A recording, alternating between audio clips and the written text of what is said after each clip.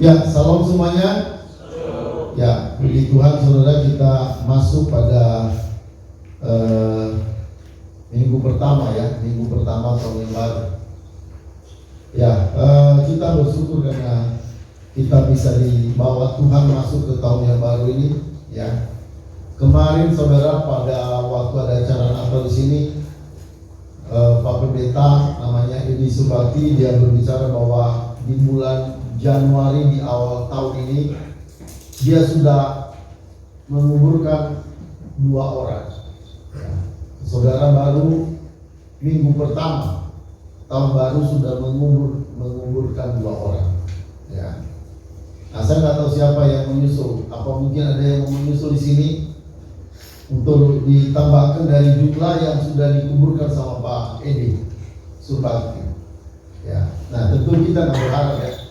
Kita nggak berharap, kita pengharapan kita panjang umur. Ya. Tetapi saudara, kalau misalnya itu harus terjadi, ya, misalnya pun harus terjadi, kita harus dipanggil Tuhan. Saudara, buat kita anak-anak Tuhan, kalau kita dipanggil Tuhan itu sebenarnya itu adalah semua pertemuan dengan Tuhan.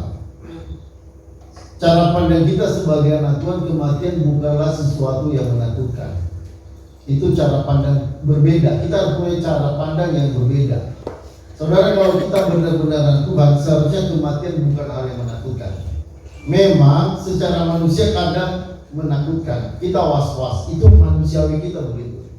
Tapi saudara, itu nggak bisa sampai melampaui batas-batas iman kita. Ya, nggak boleh sampai melewati batas. Ya, bagaimanapun saudara, bagi kita anak Tuhan, kematian itu adalah keuntungan. Nah, ini cara pandang yang berbeda dengan cara pandang orang dunia. Walaupun ada orang Kristen yang tahu sebenarnya bahwa kematian itu adalah sesuatu yang menguntungkan, tapi sebenarnya kadang-kadang banyak orang sebenarnya tidak terlalu mendalami. Makanya ketakutan menjadi sesuatu yang kematian menjadi sesuatu yang sangat menakutkan. Ya. Tetapi buat kita anak Tuhan sejati, tapi ya, kalau saudara suatu saat kita nggak tahu siapa yang dipanggil Tuhan duluan, mungkin keluarga kita, anggota keluarga yang kita cintai, atau mungkin kita sendiri atau siapa. Satu hal saudara, bagi anak Tuhan sejati, ya, kematian itu adalah hal yang sangat menguntungkan karena itu pertemuan dengan Tuhan. Nah, ini yang saudara yang mungkin bertolak belakang dengan cara pandang orang dunia. Ya, itu bertolak belakang. Ini tidak masuk akal bagi mereka. Tapi bagi kita anak Tuhan yang benar-benar anak Tuhan sejati, seharusnya kematian itu adalah sesuatu yang menguntungkan. Makanya Paulus berkata, memang tinggal dalam dunia ini, ya, pergi itu, dia bilang pergi kepada Allah itu jauh lebih baik. Tetapi lebih penting aku tinggal bersama kamu. Ya, lebih penting. Ya, kenapa? Karena ada pelayanan yang harus ditanggung jawabin. Ada pekerjaan Tuhan yang harus ditanggung jawabin. Tapi sebenarnya pergi itu jauh lebih baik. Ya, jadi saudara berarti lebih baik kalau saudara mau menginginkan kedamaian sejati. Saudara, kedamaian sejati itu tidak ada dalam dunia ini. Ya. Jadi kalau saudara ingin kedamaian sejati, yaitu di surga. Ya. Hanya memang kalau kita anak Tuhan, kedamaian itu memang bisa kita rasakan. Ya. Bisa dirasakan, tetapi perhatikan baik-baik. Bukan berarti kalau kita sudah punya Kristus, punya damai, lalu kita tidak merasakan lagi hal-hal yang tidak mengenakan. Enggak, saudara, perhatikan baik-baik. Selama kita ada dalam dunia, hal-hal yang tidak enak itu akan terus mendatangi kita. Dia datang pada kita tanpa Anda undang. Tiba-tiba ada orang yang sinis pada Anda. Tiba-tiba Anda ketemu, seharusnya Anda mengharapkan senyum, tetapi malah yang dilempar pada Anda adalah muka asam. Itu kan sebenarnya mengganggu. Bagi orang tertentu itu sangat mengganggu. Ya. Anda mungkin tidak mengharapkan sakit. Ya. Dan mungkin banyak orang semua mengharapkan sembuh, sehat, tidak ada penyakit. Dan baru orang merasakan ada damai. Kalau semua itu hal yang sifatnya jasmani itu bisa dinikmati. Tapi saudara perhatikan baik-baik. Ya. Kita tidak bisa mengalami damai seperti itu di dalam dunia ini. Memang kadang-kadang bisa. Misalnya dengan keadaan sehat, mungkin sebulan yang kita sakit, lalu berikutnya kita sehat. Itu memang damai, bisa mendatangkan damai. Tapi itu bukan damai sejati. Ya, damai sejati itu walaupun ada dalam keadaan sulit, keadaan sakit, keadaan susah, bahkan termasuk keadaan miskin. Ya, walaupun ada dalam keadaan itu, tapi karena pengharapannya pada Yesus, dia memiliki Yesus dalam hidupnya. Nah, saudara, Kristus yang ada dalam dirinya itu memberikan sebuah kekuatan yang mendatangkan damai sejahtera. Tapi sebenarnya secara fisik tidak damai. Ya, secara fisik tidak damai. Ya. Damai yang dimaksud sebenarnya itu, mari kita ada khotbah di sini, yaitu kemuliaan bagi Allah dan damai sejahtera. Saudara, damai sejahtera ini itu bukan damai sejahtera karena uang banyak, karena utang-utang kita bisa selesai. Ya. Nggak ada masalah-masalah dalam hidup, itu bukan damai yang dimaksud di sini. Damai yang dimaksud di sini itu damai yang ada dalam Kristus. Ketika saudara percaya pada Yesus, ya, itu akan membuat saudara bisa tetap teguh, bisa tetap kuat walaupun dalam kondisi buruk, walaupun dalam kondisi tidak enak, walaupun dalam tekanan, walaupun dalam lembah gelap. Nah, itu damai yang saudara, damai yang sejati seperti itu. Ya. Nah, saudara, kadang-kadang saya begini, khotbah kadang-kadang saudara menjanjikan damai yang sebenarnya itu damai jasmani, lahiriah. Ya. Saudara perhatikan baik-baik, belum tentu, ya, saya mau sampaikan ini, belum tentu kita mendapatkan damai seperti itu. Ya. Damai karena kita gak kekurangan uang, damai karena keadaan semua sekitar kita, keluarga kita, ya, anak-anak kita semua baik-baik. Saudara, memang ada damai di situ, tapi itu bukan damai yang dimaksud oleh firman Tuhan ini, bukan itu damai. Ya, jadi bahkan mungkin damai sejahtera dunia ini bisa kita nggak punya, ya, bisa kita nggak miliki, ya. Tetapi saudara, karena kita punya Kristus, kita punya pengharapan besar, ya, kita punya pengharapan yang sangat luar biasa di dalam Kristus. Pengharapan kita bukan pada dunia ini, sehingga kita bisa mampu melewati kesulitan-kesulitan yang ada dalam hidup kita ini. Ya, jadi supaya kita paham, damai sejahtera yang dimaksud bukan damai sejahtera lahiriah. Ya, bukan damai sejahtera karena materi, bukan damai sejahtera karena tidak ada tekanan-tekanan dalam kehidupan kita. Bukan itu. Ya, bahkan saudara, saya mau katakan dalam dunia ini tidak mungkin kita bisa dilepaskan dari tekanan-tekanan. Ya, itu saudara pikirkan, ya, saudara renungkan di baik-baik.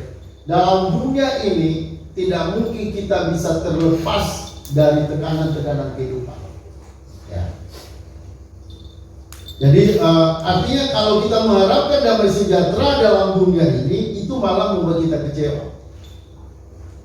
Itu akan membuat kita kecewa. Ya. Kalau kita mengharapkan damai sejahtera dalam dunia, makanya saya bilang damai sejahtera yang Allah janjikan bukan damai sejahtera dunia. Memang sih Tuhan memberikan kebutuhan-kebutuhan kita, hal yang sifat jasmani juga terperhatikan. Ya, tetapi bukan damai sejahtera yang bersumber dari jasmani itu, bukan itu yang dimaksudkan Tuhan. Makanya Tuhan Yesus bilang, damai yang kuberikan bukan damai sejahtera yang diberikan dunia ini kepadamu. Mari kita baca dulu sebentar, saudara, dalam Yohanes. Sebentar kita buka dulu ini, supaya kita nanti tahu sejahtera, damai sejahtera itu gimana, apa.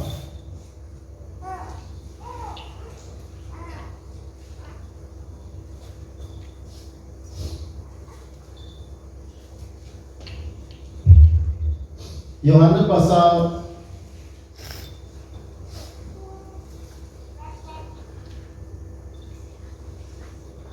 14.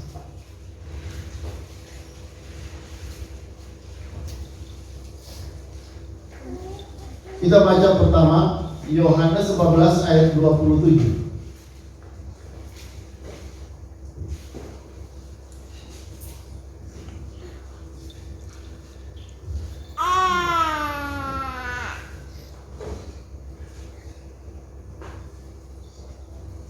Ya, jadi judulnya saudara,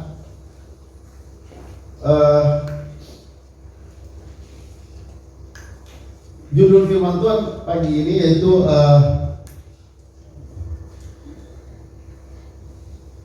hidup menurut kehendak Allah. Ya, hidup menurut kehendak Allah. Oke, kita baca dulu dalam Yohanes 14 ayat 27. Kita baca sama-sama ayat ini. 1, 2, 3.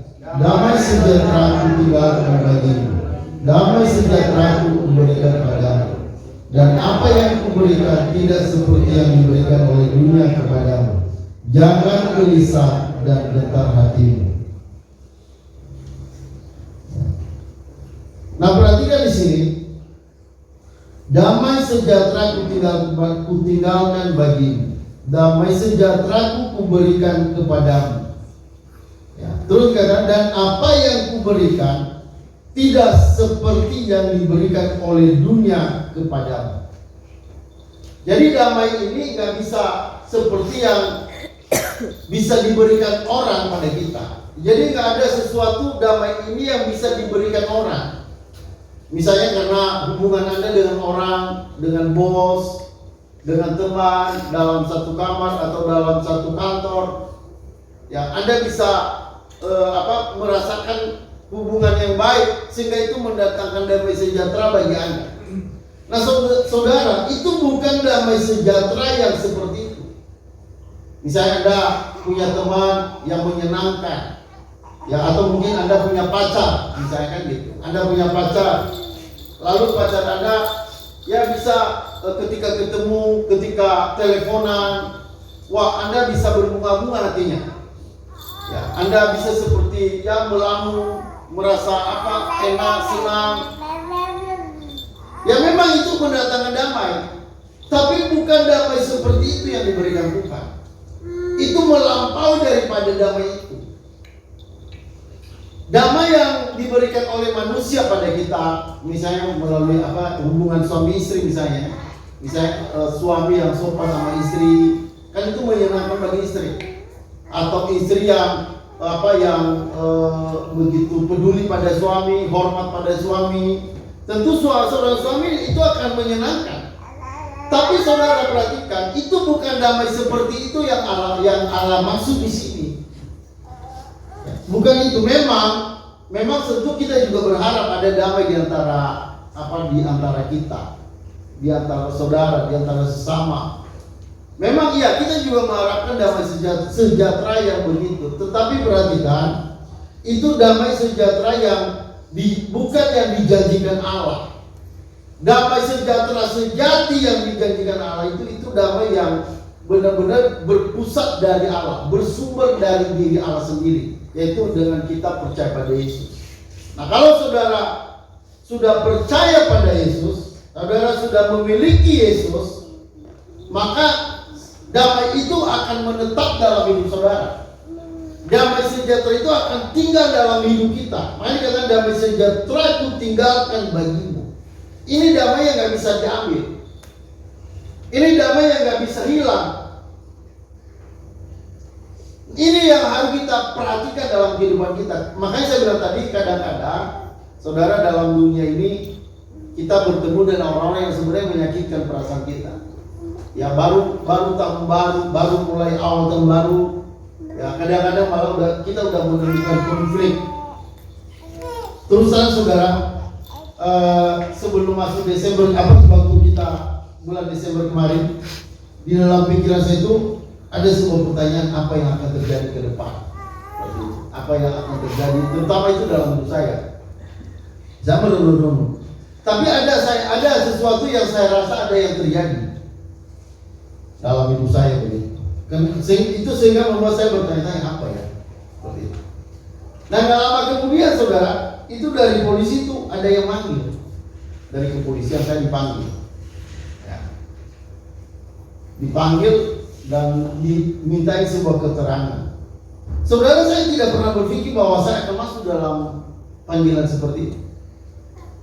Saya tidak pernah menghendaki, saya tidak pernah bermimpi hal itu bisa terjadi. Tapi saya melihat kenapa saya bisa masuk di sana. Kok saya bisa semacam kayak digiring. Saya nggak menghendaki, saya nggak menginginkan, tapi kok bisa masuk ke situ. Ya. Nah saudara, itu saya dipanggil, dan disitulah saya mulai menyadari bahwa memang saya tidak pernah berpikir saya mau masuk ke area itu, saya mau masuk ke dalam ranah seperti itu. Saya tidak pernah berpikir begitu. Tapi saudara, tiba-tiba saya dipanggil. Saya dipanggil untuk memberikan kesaksian keterangan. Itu keterangan ada seorang orang Nias meninggal. Ya, ada seorang Nias meninggal di SPN, dan itu memang saudara, saya salah satu pembawa berita tentang kematian itu, salah satunya saya. Ya. Dan saya tidak sengaja untuk memberikan keterangan itu sebenarnya, karena memang ada teman mendorong saya untuk menyampaikan. Jadi saya tidak berpikir panjang, saya tidak pernah berpikir nanti ada wujudnya, saya tidak pernah berpikir begitu. Ya, tapi saudara, ini udah ada panggilan yang kedua.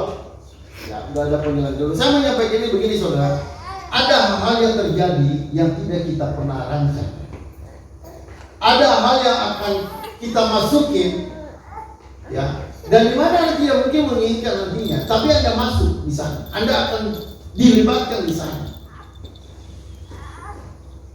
Ya. Nah, kenapa saudara?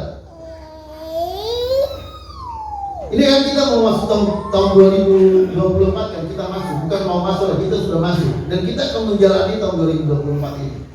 Saudara, saya mau katakan, hidup kita itu bukan kita yang ngatur. Hidup saudara bukan Anda yang ngatur. Termasuk misalnya nanti Anda menikah dengan siapa, Anda bukan Anda yang mengatur itu. Anda bahkan sampai punya pekerjaan, bahkan juga mungkin sampai Anda dipecat dalam pekerjaan. Saudara, itu bukan kita yang mengatur itu. Udah ada tombol pengaturannya itu, dan itu hanya Allah yang mengatur itu. Ya. Anda tidak pernah menginginkan itu terjadi, tapi itu akan terjadi. Makanya saudara, sebenarnya penting bagi kita itu siap untuk memasuki perjalanan tahun baru ini ke depan. Kita nggak tahu apa yang terjadi. Mungkin tiba-tiba Anda diberkati Tuhan luar biasa. Mungkin Anda akan menerima berkat uang misalnya, ya, kita nggak tahu, mungkin dari warisan, atau mungkin saja ada seseorang datang memberikan berkat pada Anda luar biasa. Anda mungkin tidak pernah berpikir, dan itu Anda masuk ke daerah sana. Anda masuk ke dalam sebuah daerah yang Anda tidak pernah pikirkan, dan itu mungkin bukan sifatnya tekanan, tapi malah itu sifatnya membawa sukacita secara lahiriah pada Anda. Ada hal-hal yang akan terjadi dalam hidup kita, dan itu tanpa kita rencanakan, itu tanpa kita menetapkan atau memikirkan dari dulu. Ya. Nah, saudara perhatian lebih baik. Jadi kita harus paham bahwa Allah itu memiliki segala rencana dalam hidup kita. Dia yang mengatur segalanya dalam hidup kita. Sebentar saudara, mari kita buka dulu Alkitab kita dalam Yeremia. Coba kita lihat Yeremia pasal berapa ya. Saudara, ayat ini saudara perhatikan baik-baik.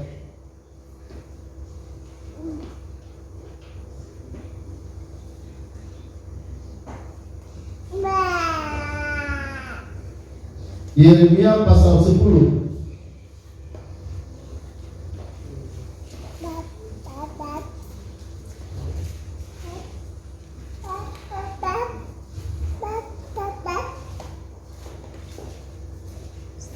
Yeremia 10 ayat 23. Saudara, ayat ini saudara dalami ayat ini.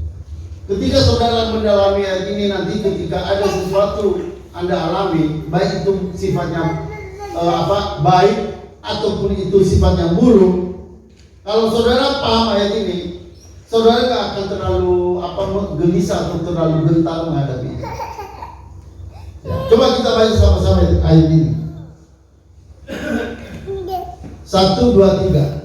Aku tahu ya Tuhan bahwa manusia tidak berkuasa untuk menentukan jalannya, dan orang yang berjalan tidak berkuasa untuk menetapkan langkahnya.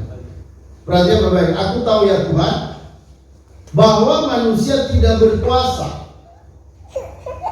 untuk menentukan jalannya. Jadi saudara, kita nggak punya kuasa untuk mengatur langkah kita. Hari ini Anda ada di mana? Besok Anda ada di mana? Mungkin saudara berpikir itu karena Anda berpikir menetapkan, memikirkannya. Tapi saudara, sebenarnya di balik itu ada Allah yang mengontrol seluruh kehidupan kita. Makanya katakan, aku tahu ya Tuhan bahwa manusia tidak berkuasa. Tidak berkuasa apa? Tidak berkuasa untuk menentukan jalannya. Dan orang yang berjalan tidak berkuasa untuk menetapkan langkah. Langkah kita lagi berjalan. Ya, ketika kita berjalan itu kita mau berapa langkah, mau berlangkah kemana, itu bukan kita yang menetapkan itu. Enggak berkuasa orang menetapkan jalannya. Makanya kalau tadi misalnya Anda bisa berjalan dari gedung besar ke gedung utama panti ke sini, itu langkah Anda itu dituntun Tuhan. Anda nggak punya kuasa untuk mengarahkan, menetapkan jalan Anda, itu nggak bisa. Di sini jelas. Ya, dikatakan bahwa manusia tidak berkuasa untuk menentukan jalan. Anda nggak bisa menentukan jalan saudara. Dan orang berjalan tidak berkuasa untuk menetapkan langkahnya. Mungkin Anda berpikir, oh saya mau ke sini, tapi tiba-tiba Tuhan rubah, Anda berjalan ke sana. Nah saudara, itu yang tadi saya saksikan bahwa saya dapat panggilan. Yang ini nggak pernah terjadi dalam hidup saya, dan itu terjadi. Dan saya mulai melihat bahwa Tuhan punya rencana sesuatu yang mungkin Dia mau membuka sesuatu pada saya. Nah saya melihat itu sebagai sebuah hal yang memang Tuhan lakukan. Dan nanti bagaimana saya melewati, pasti ada pengalaman-pengalaman dalam melewati ini. Dan Tuhan pasti punya tujuan, Tuhan pasti punya rencana. Kalau Tuhan punya rencana, maka Dia juga punya tujuan. Enggak mungkin Tuhan membuat sesuatu asal hanya kebetulan atau hanya rencana-rencana tanpa tujuan. Allah punya tujuan dalam setiap rencana. Allah punya jalan ya dalam setiap kehidupan kita. Dia menetapkan, Dia mengatur langkah kita kemana, kita mengambil keputusan apa, kita menikah dengan siapa, kita tinggal dengan siapa, kita ada di mana. Itu kita nggak punya kuasa. Saudara menerima apa hari ini? Mungkin kayak kemarin ada beberapa orang anak berbaring di sini, 5 orang dapat uang 50.000 tanpa ada nggak tahu itu di dalam ada souvenir apa di sini. Kenapa nggak semua dapat 50.000? Itu hanya 5 orang. Itu tunjukkan hari itu dapat sendiri. Tuhan sudah mengatur semua. Nah banyak anak-anak Tuhan yang kadang nggak mengerti ini. Dia pikir dia dapat itu karena kemampuan dia. Makanya banyak orang dapat uang nggak ngasih persembahan juga nggak apa-apa buat mereka, karena dia pikir itu dari dirinya sendiri. Tapi kalau orang tahu itu dari Tuhan, maka udah pasti orang itu dia akan menyisipkan persembahan. Kenapa? Karena dia tahu itu dari Tuhan. Tapi kalau orang nggak tahu dari Tuhan, ya Anda dapat uang ya udah dijajarin habis, jadi apa? Tapi kalau anak Tuhan yang sadar, anak Tuhan itu tahu, oh ini semua dari Tuhan. Maka bagaimanapun itu harus ada sesuatu yang dikembalikan. Tuhan memang tidak mengharapkan kita mengembalikan semua. Ya, tapi minimal 10% kita kembalikan pada Tuhan. Kenapa? Itu karena sadar. Kenapa sadar? Kita sadar itu dari Tuhan. Halo, amin. Jangankan hal yang baik dari Tuhan, bahkan yang buruk pun itu juga dari Tuhan. Makanya ketika yang buruk datang pada kita nggak bersungguh-sungguh. Makanya ada orang ya, karena tidak tahu sesuatu itu dari Tuhan, maka hari-harinya kadang bersungguh-sungguh. Dia lihat orang mukanya cemberut, ya, Lihat orang kayak udah mau berantem. Lihat orang udah kayak apa, dia seperti lebih garang dari singa betina yang mau melahirkan. Nah, kenapa? Itu karena tidak menyadari hal-hal yang terjadi itu semua dari Tuhan. Kalau orang sadar itu semua dari Tuhan, maka tentu orang itu akan tidak bersungguh-sungguh. Orang itu akan bersuka cita, walaupun rasanya tidak enak, walaupun rasanya tidak baik, walaupun rasanya menyakitkan. Ada orang bilang begini, Pak, saya sakit hati benar sama mama saya.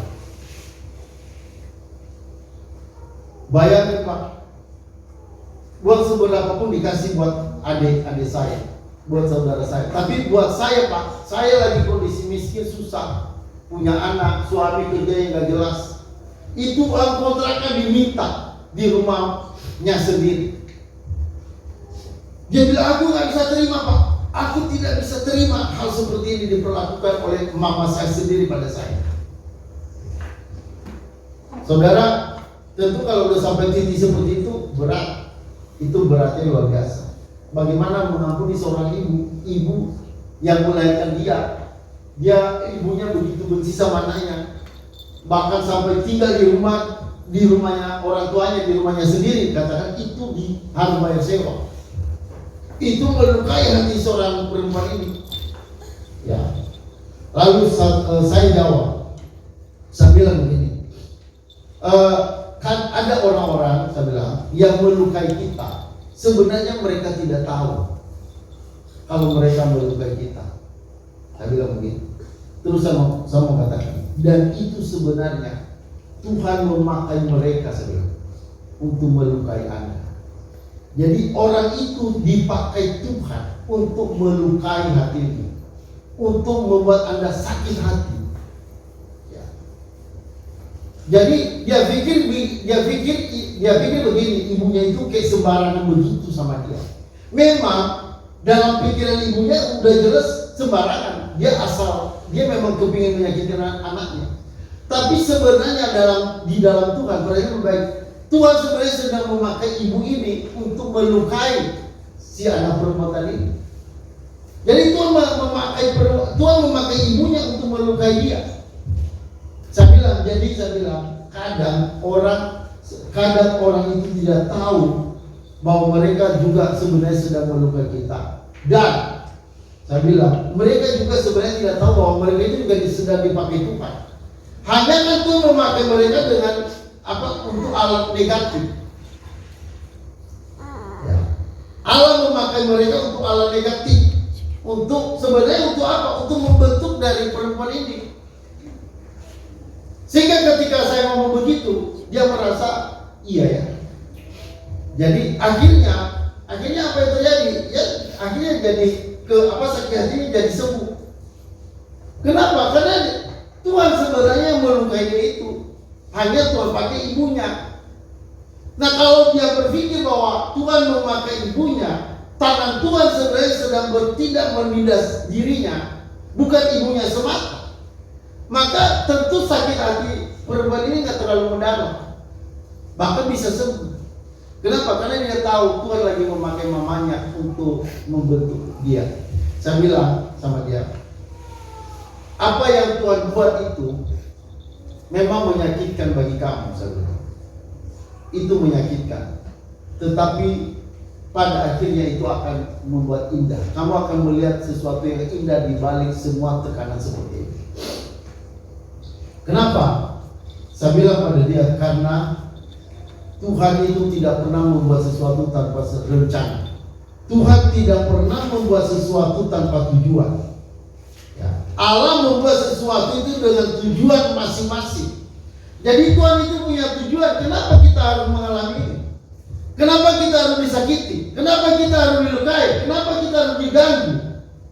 Kenapa kita harus dipanggil? Karena Allah punya tujuan. Tidak ada yang Allah buat tanpa tujuan. Ingat itu ya, bahwa tidak ada yang Allah buat itu tanpa tujuan. Allah membuat sesuatu dengan tujuan masing-masing. Mari kita buka dulu sebentar ayatnya ya.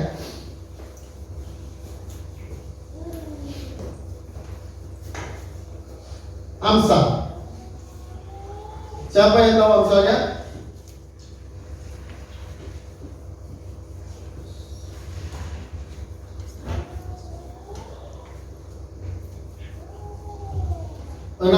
Amsal 16:4. Ini saudara, ayat ini, pegang ayat ini. Ini ayat yang luar biasa. Ini akan menghibur Anda ketika ada sesuatu masalah datang dalam hidupmu. Mari kita baca ayat ini. Amsal 16:4. 1, 2, 3. Tuhan membuat segala sesuatu untuk tujuannya masing-masing. Bahkan orang fasik dibuat untuk hari malapetaka. Jadi saudara lihat apa di sini? Kita lihat apa? Kita lihat bahwa Tuhan itu dia membuat sesuatu dengan tujuan. Allah nggak pernah mencoba-coba sesuatu. Allah nggak pernah salah ketika membuat sesuatu, nggak pernah. Ya, Allah itu, saudara, seluruh rencana Allah itu terjadi sekaligus di awal sebelum dunia ini ada. Allah sudah punya rencana. Ya, dan saudara perhatikan, setiap rencana itu pasti ada tujuan. Dikatakan Tuhan membuat segala sesuatu untuk tujuannya masing-masing. Nah, ayat bagian berikutnya, bahkan orang fasik dibuatnya untuk hari malapetaka. Jadi ada orang-orang fasik. Itu Tuhan buat juga. Tapi tujuannya apa? Tujuannya untuk hari malapetaka, untuk hari penghukuman. Jadi ada orang-orang yang ditentukan untuk dihukum. Itu yang disebut orang fasik di sini. Ya. Tapi buat kita anak-anak Tuhan yang benar-benar anak Tuhan, saudara, apapun yang terjadi itu mendatangkan sesuatu yang baik dalam diri kita. Ada yang baik, ada yang Tuhan mau datangkan sesuatu yang menyatakan tentang kemuliaan Allah dalam segala hal kehidupan kita. Jadi saudara, kembali lagi tadi saya bilang tahun 2024 ke depan kita nggak tahu apa yang terjadi.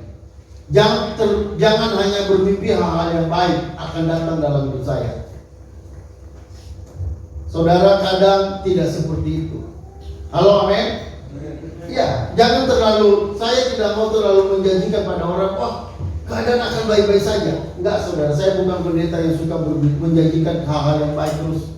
Saudara, kita harus siap apapun yang terjadi. Karena belum tentu hal yang baik yang datang di dalam kehidupan kita. Ya, misalnya kejadian waktu kemarin COVID, berapa orang yang meninggal? Kan kita nggak tahu. Berapa orang yang mati karena COVID. Nah, kita nggak tahu kecelakaan apa yang akan terjadi. Mungkin kecelakaan besar-besaran. Mungkin ada orang naik pesawat lalu dia mati, jatuh pesawatnya, mati semua. Ya, mungkin ada orang dalam sebuah rumah lalu rumah runtuh karena ada gempa bumi, lalu mati semua. Bisa saja terjadi. Ya.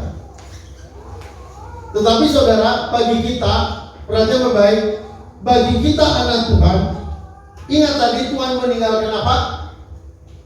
Tuhan meninggalkan damai sejahtera. Ada damai sejahtera yang tidak diberikan dunia, yang tidak mampu diberikan dunia, yang tidak bersumber dunia. Nah, saudara, itu yang saudara pegang, itu harta kita. Itulah yang kita punya, itulah yang kita miliki dalam hidup ini, yaitu damai sejahtera yang dari Allah. Itu yang tadi yang diberikan Yesus. Damai sejahtera ku berikan kepadamu. Nah, saudara, ini cara kita menghadapi perjalanan kita tahun 2024 ini. Ya, berjalan dalam kehendak Allah. Saudara, kita harus tahu kita punya apa. Kita punya damai sejahtera yang tidak bisa diambil daripada kita. Kita punya warisan damai sejahtera. Kita punya harta damai sejahtera. Kita punya aset damai sejahtera. Dan saudara, itu tidak bisa diambil oleh siapapun. Kalau saudara punya Yesus, Anda pasti punya itu. Ya, kalau saudara punya Yesus, Anda pasti punya itu. Tapi kalau Anda tidak percaya, maka tidak mungkin damai itu menyertai Anda. Tapi kalau engkau benar-benar akan Tuhan, damai itu akan melingkupi Anda. Bahkan firman Tuhan berkata, damai sejahtera yang melampaui segala akal. Damai sejahtera yang melampaui akal akan menyertai kita. Jadi damai itu bukan hanya damai biasa, bukan hanya damai karena dikasih jabatan, bukan hanya damai karena menikah, atau karena misalnya dapat pacar, atau kita punya pekerjaan yang enak, kita punya kita menang arisan atau apa. Ya memang sih semua itu ada damai sejahtera, tapi itu kualitas damai sejahtera itu bukan damai sejahtera yang berkualitas tinggi. Ya itu damai sejahtera biasa. Ya itu damai sejahtera yang bisa diberikan dunia pada kita. Ya, tapi damai sejahtera yang Allah siapkan pada kita itu damai sejahtera yang melampaui segala akal. Damai sejahtera yang melampaui segala kekuatan-kekuatan dunia ini. Ya, yang melampaui segala bencana dunia ini. Nah itu Tuhan mau tinggalkan dalam hati kita damai yang seperti itu. Ya ada lagunya kan, damai yang Dia berikan sangat besar. Terus apa lagi? Damai yang Dia berikan, hati senang selamanya. Tuhan besertaku, pandang hidupku di depanku, serahkan padanya Yesus Tuhan. Ya. Saudara, damai perhatian baik ini bedakan dengan damai yang sering diharapkan orang. Ya, saudara, ini damai yang benar-benar berasal dari Tuhan. Nah saudara, supaya kita mengalami damai ini, kenali damai itu hanya dari Tuhan. Anda tidak pernah dapat itu dari yang lain. Ya, Anda tidak pernah dapat itu karena orang tua Anda baik pada Anda. Ya, Anda tidak pernah dapat itu karena segala yang Anda butuhkan disediakan. Tidak, itu bukan damai yang dimaksud. Tapi damai yang dimaksud di sini adalah damai sejati yang itu menyertai kita sekalipun kita dalam segala keadaan yang tidak baik, keadaan buruk sekalipun. Ya. Nah orang yang punya damai itu misalnya contohnya siapa? Yaitu misalnya contohnya Daniel. Ya saudara, Daniel bukan berarti secara jasmani dia nggak khawatir. Saya yakin saudara, waktu Daniel mau dibuang ke dalam api itu, ke gua singa ya, ke gua singa, yang api itu yang 3 orang temannya ya. Nah saudara, Daniel ketika dibuang ke dalam gua singa itu, saudara saya percaya pribadi ya, saya percaya pasti dia khawatir.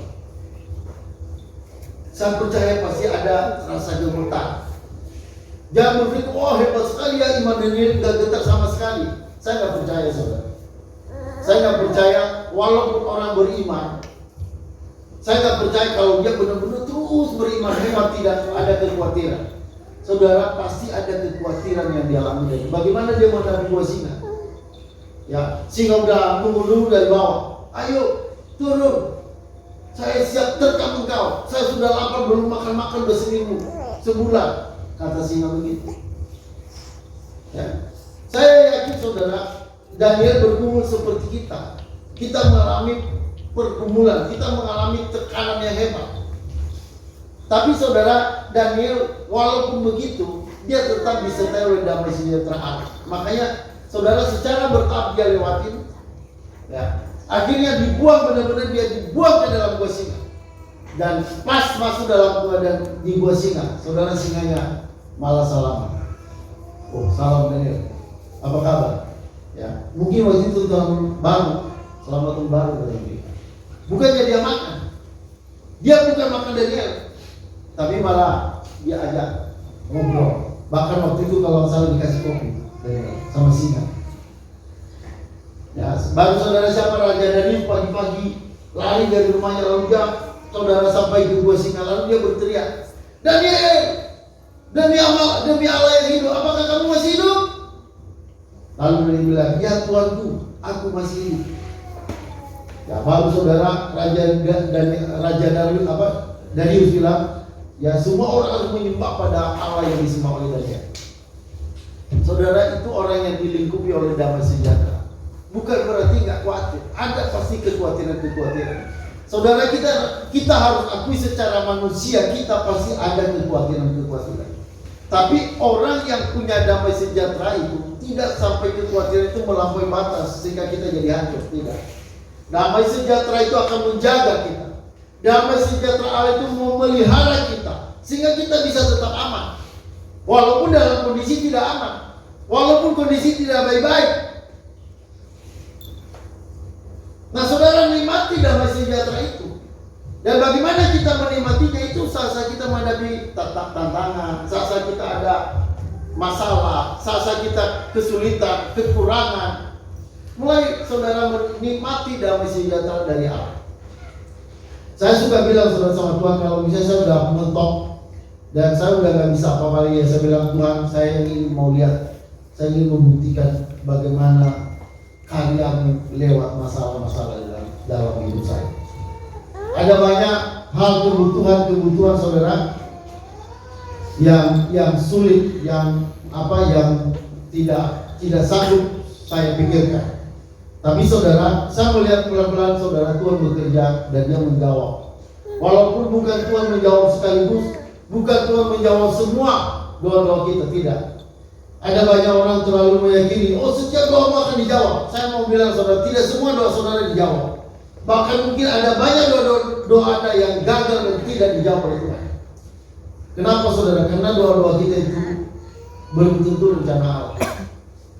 Makanya saudara, ada lagu-lagu bilang ini, ada lagu doa mengubah segalanya. Saudara, itu lagu itu gak benar. Tidak ada doa yang bisa mengubah segalanya. Kalau doa bisa mengubah segalanya, ya udah berdoa aja kerjanya kita. Kalau memang doa bisa mengubah segalanya. Tapi saya mau katakan tidak benar kalau doa bisa mengubah segalanya. Yang bisa mengubah segalanya bukan doa, Tuhan yang bisa mengubah segalanya. Jadi doa itu gimana? Doa itu harus banyak doa berserah. Bukan doa menurut apa yang kita imani, yakini. Saudara, imani, yakini belum tentu itu kehendak Allah. Apa yang Anda imani itu belum tentu itu rencana Allah. Jadi jangan terlalu memaksa. Jangan terlalu memaksa Allah menjawab segala doa-doa Anda, padahal itu kan rencana kita. Jadi ketika saudara tahu Tuhan tidak menghendaki, ya udah stop doanya begitu. Ya, makanya kalau saya berdoa kebanyakan kehendak-Mu yang jadi Tuhan. Kalau bukan kehendak Tuhan tidak terjadi.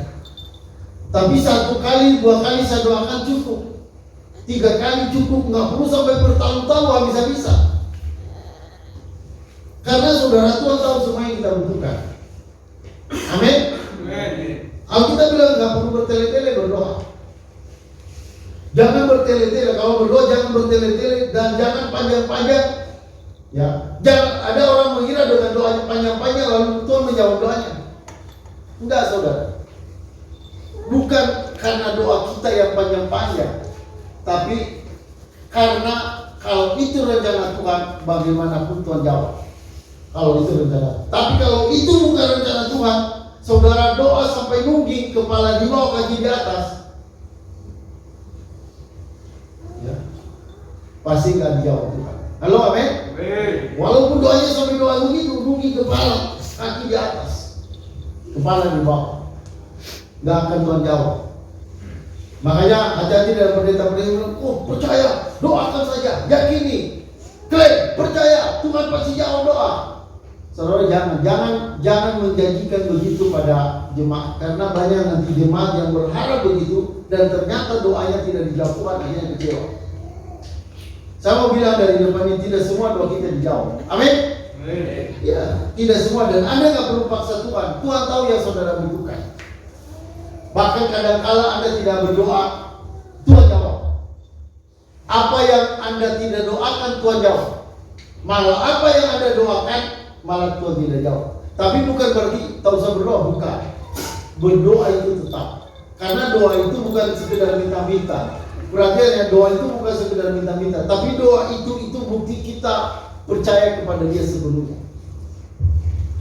Jadi kalau saudara berdoa itu artinya saudara percaya sepenuhnya pada Dia. Saudara mempercayai seluruh hidup saudara pada Dia, apapun yang terjadi.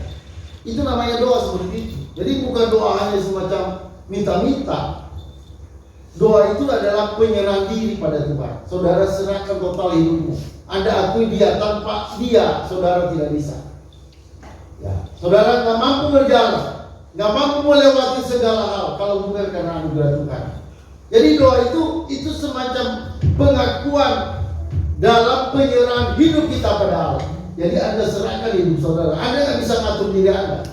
Anda nggak bisa mengatur seperti remote begitu. Anda bisa atur-atur, nggak bisa. Tadi firman Tuhan berkata tidak ada orang yang berkuasa untuk menetapkan jalannya, dan tidak ada orang yang berjalan berkuasa menetapkan langkahnya. Tidak ada. Ya, jadi kalau sampai kita ada di sini, itu karena Tuhan yang mengatur, Tuhan yang menetapkan segala langkah kita. Oke, saudara, terakhir mari kita buka dalam Yakobus pasal 4. Saya mau saudara dalam tahun 2024 ini kita masuk menjalani hidup bersama dengan Tuhan. Ya, saudara, andalkan Tuhan. Saya mau katakan orang tua kita tidak mampu untuk menolong kita. Ya, Tuhan yang mampu menolong saudara. Jadi anak-anak berharaplah pada Tuhan, bukan sama orang tua, sama Tuhan. Tuhan karena sumber segala sesuatu. Kita baca Yakobus pasal 4.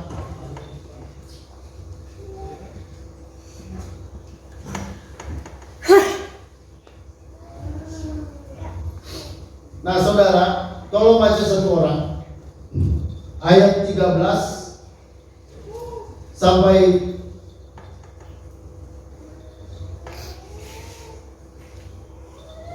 sampai 17 saja, satu perikop.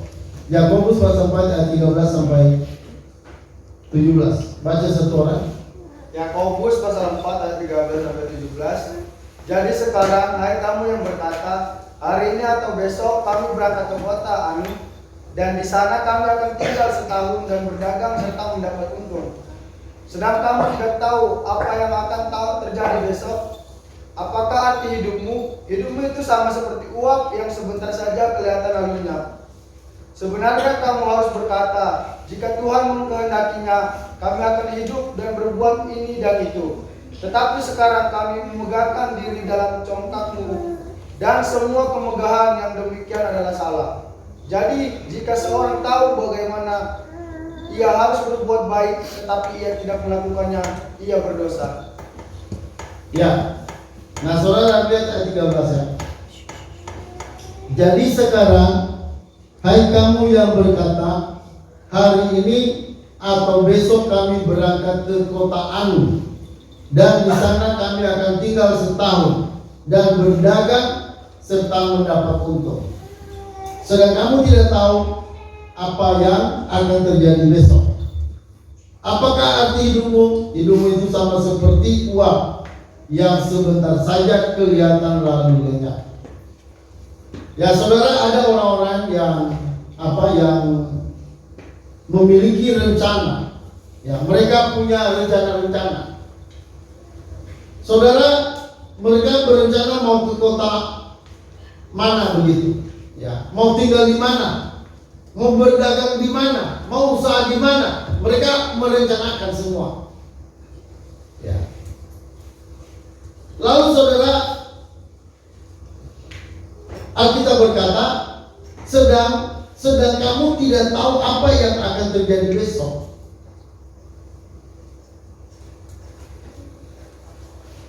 Nah saudara, jadi kalau kita melihat dari sini, artinya gini, boleh kita berencana, iya boleh. Kita boleh punya rencana-rencana, sasaran-sasaran, target-target, iya. Tetapi saudara, Alkitab bilang kita nggak tahu apa yang akan terjadi besok. Kita bukan mau tahu. Kita nggak tahu apa yang akan terjadi besok. Saudara, apa yang kita rencanakan itu, kalau melihat dari ayat ini, artinya saudara mungkin 90%-nya gagal. Banyak yang gagal dalam apa yang kita rencanakan.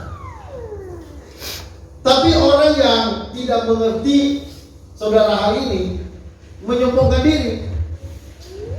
Makanya mereka bilang, aku akan ke sana, ke sini, berusaha dan dapat untung begini.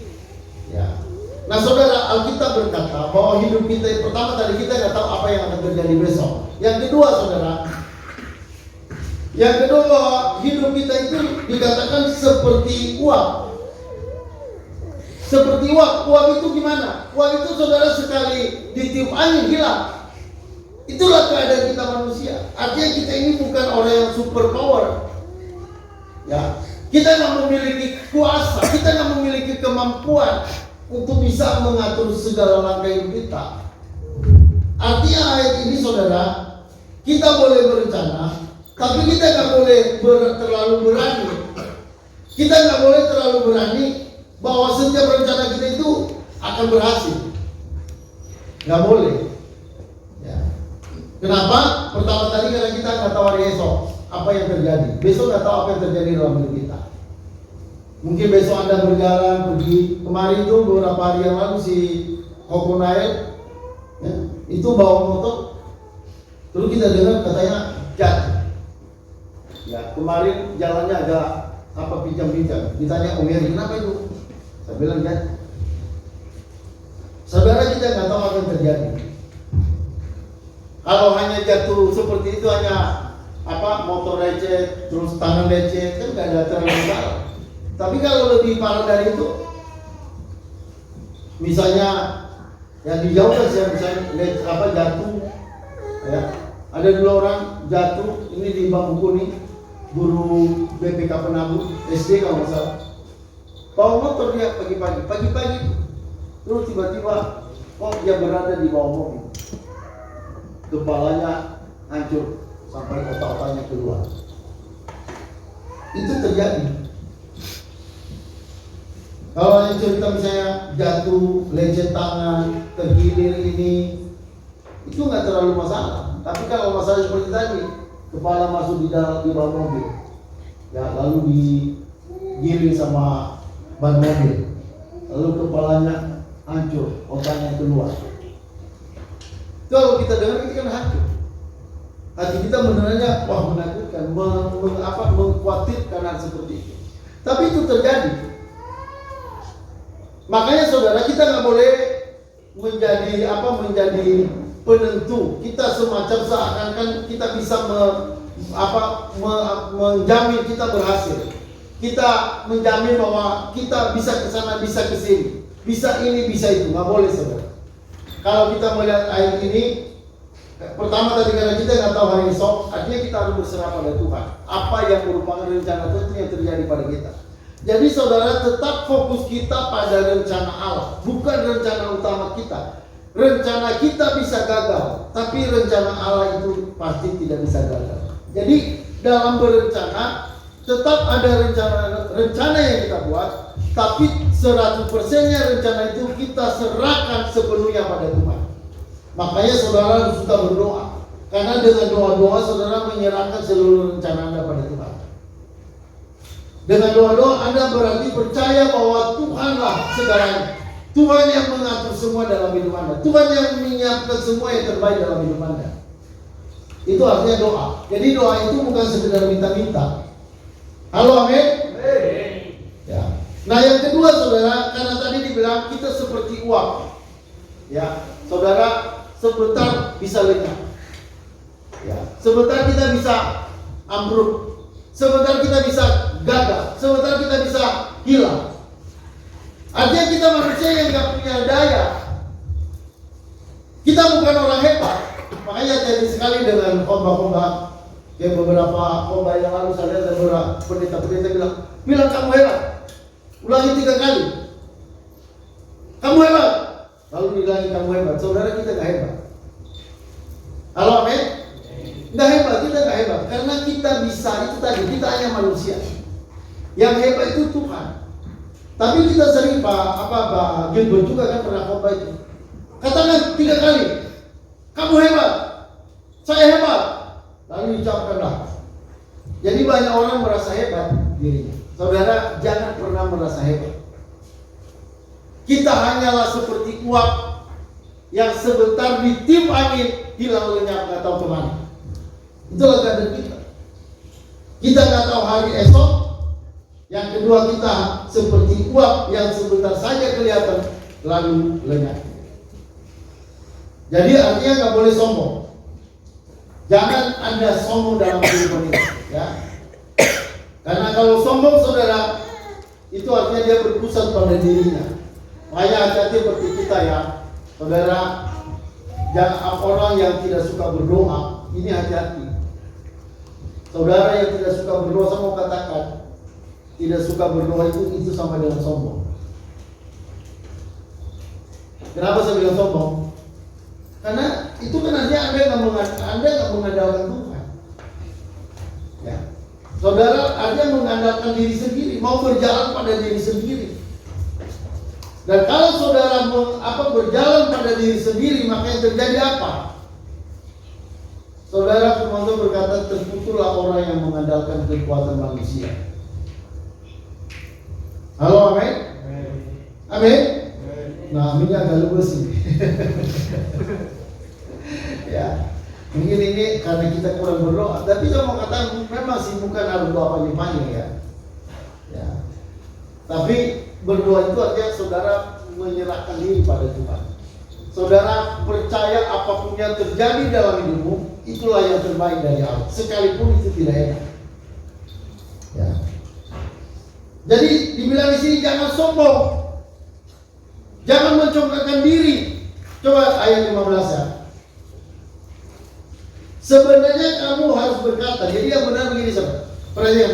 Sebenarnya kamu harus berkata, jika Tuhan menghendakinya, kami akan hidup dan berbuat ini dan itu. Yang benar, jadi artinya kita hanya bersandar pada kehendak Allah. Hanya kehendak Allah. Kalau Allah menghendaki, kalau tidak gimana? Ya, saudara, kalau kita mau coba melihat pada diri kita, pastilah kita lebih banyak gagalnya dalam merencanakan sesuatu. Pasti banyak. Kita lebih banyak gagal. Ya, daripada rencana kita itu yang terjadi. Kenapa? Itu menunjukkan kita manusia, kita bukan Tuhan. Jadi saudara, kita melihat diri kita manusia lemah, kita manusia nggak berdaya. Ya, kena virus dikit aja udah apa saudara? Ada yang kadang sampai mati hanya virus itu. Orang dengan virus sedikit aja udah pada ketakutan pakai masker. Ya. Saya dengar lagi katanya di Jakarta itu udah mulai lagi COVID. COVID-nya lebih parah lagi kata itu. Saudara, kenapa ada itu? Ya saudara, Tuhan yang mengirim COVID itu. Jangan berpikir itu COVID dari setan. Saya yakin COVID itu dari Tuhan. Dan kenapa Tuhan biarkan COVID? Ya supaya manusia sadar, jangan sombong. Halo, amin? Jangan sombong, jangan membanggakan diri. Kita ini hanya manusia. Kamu itu seperti uap yang kelihatan hari ini, habis itu lenyap, hilang. Kita nggak punya kemampuan, kita nggak punya kekuatan. Ya, kita ini kalau bukan Tuhan, kita nggak bisa apa-apa. Makanya saudara, belajarlah mengandalkan Tuhan. Ya, berjalan dalam kehendak Allah. Caranya gimana? Andalkan Tuhan. Ya, Tuhan yang menjadi fokus utama kita. Tuhan yang menjadi perencana. Tuhan yang menjadi yang menetapkan segala hal dalam kehidupan kita, dan kita mengandalkan Dia. Nah, saudara perhatikan di dalam ayat 16, tetapi sekarang kamu memegahkan diri dalam congkakmu, dan semua kemegahanmu yang demikian adalah salah. Jadi orang yang mengandalkan diri saudara, ya itu sama dengan orang congkak. Jadi kalau misalnya dibilang ada orang bilang saya ini nggak sombong, ya saudara, sebenarnya bukan dari pengakuan kita bahwa kita benar-benar tidak sombong. Kita bilang saya nggak sombong. Saudara, sebenarnya yang menunjukkan kita nggak sombong itu adalah bagaimana kita terus-menerus menyerahkan, mengakui Tuhan dalam hidup kita. Bagaimana saudara menyerahkan hidup pada Tuhan setiap hari. Kalau saudara misalnya tidak menyerahkan diri selalu pada Tuhan, itulah sombong. Ya. Dan saudara, Tuhan berkata kesombongan itu mendahului kehancuran. Halo, amin. Kesombongan itu awal dari kehancuran. Ya.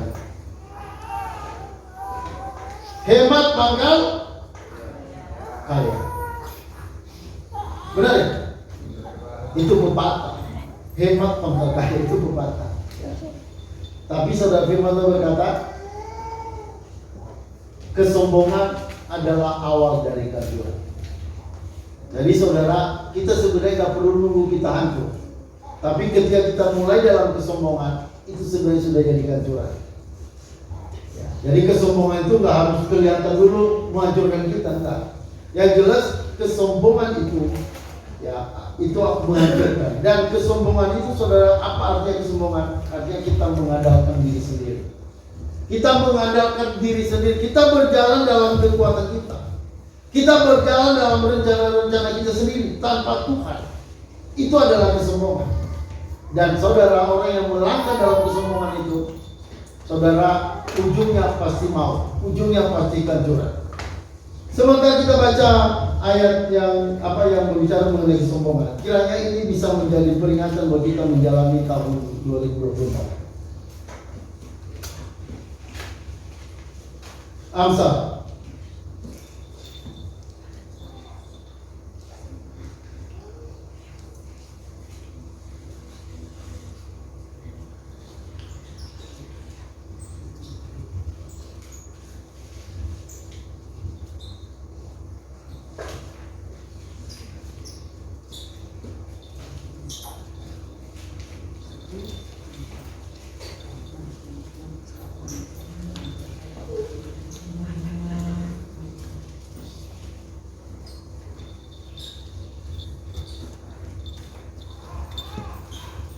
kita baca dalam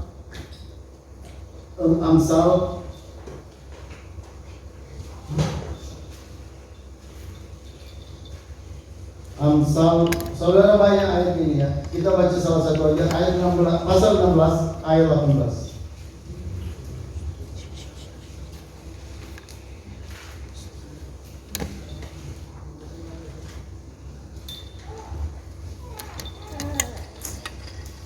Amsal 16 ayat 18.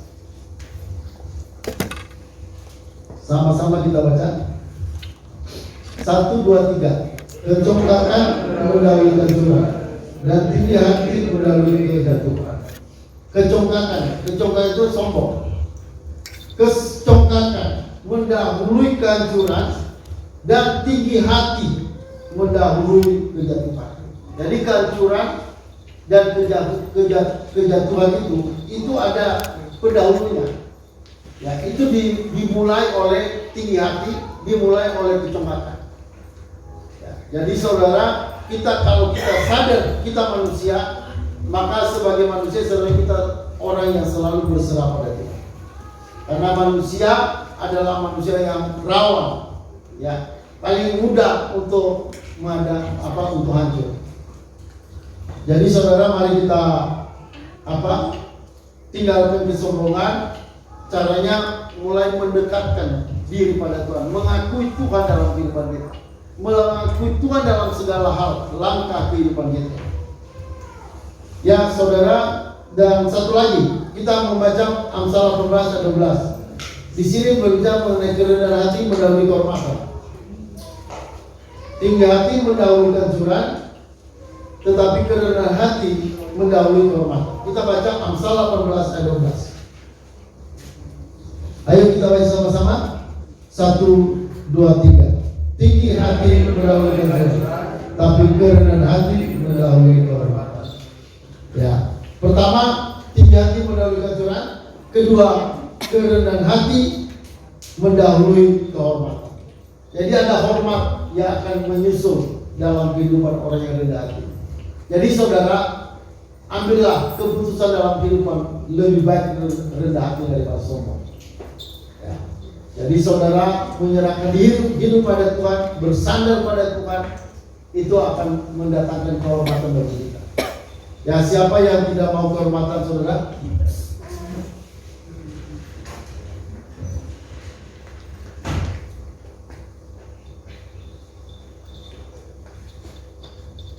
Nah, jadi saudara, tahun 2024 kita nggak tahu apa yang terjadi hari esok. Kita tadi menggambarkan kita hanyalah seperti uap yang sebentar kelihatan, habis itu lenyap, hilang. Ya, artinya saudara, kita dalam menjalani hidup kita, mari kita mengandalkan Tuhan. Jangan ada yang sombong. Ya, kesombongan mendahului kehancuran. Tinggi hati mendahului kejatuhan, tapi kerendahan hati mendahului kehormatan. Ya, siapa yang tidak mau kemuliaan, siapa yang tidak mau dimuliakan, siapa yang tidak mau dihormati, dihargai oleh Tuhan, saudara, kita pasti mau semua. Karena itu kita harus belajar merendahkan hati di hadapannya. Tahun 2024 ini saudara, belajar dalam kerendahan hati. Jangan tinggi hati, jangan sombong. Mari kita lebih mengandalkan Tuhan, lebih sungguh-sungguh lagi. Oke, itu aja firman Tuhan yang kita bisa dengarkan pada kesempatan ini.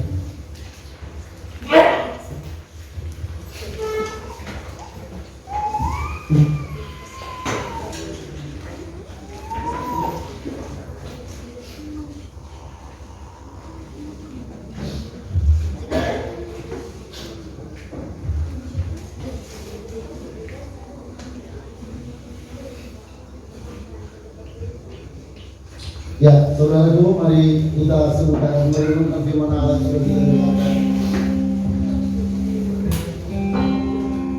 Saudara, hanya berjalan dengan Tuhan saja kita bisa tenang. Damai yang Allah berikan, damai yang tidak bisa diperoleh dari dunia ini. Dunia tidak bisa memberikan kita damai itu. Tapi damai sejahtera sejati itu akan menyertai saya dan saudara, akan tinggal dalam hidup kita, akan terus bersama kita. Dan apapun yang terjadi, kita percaya kita bisa beroleh kekuatan oleh damai sejahtera dari Allah.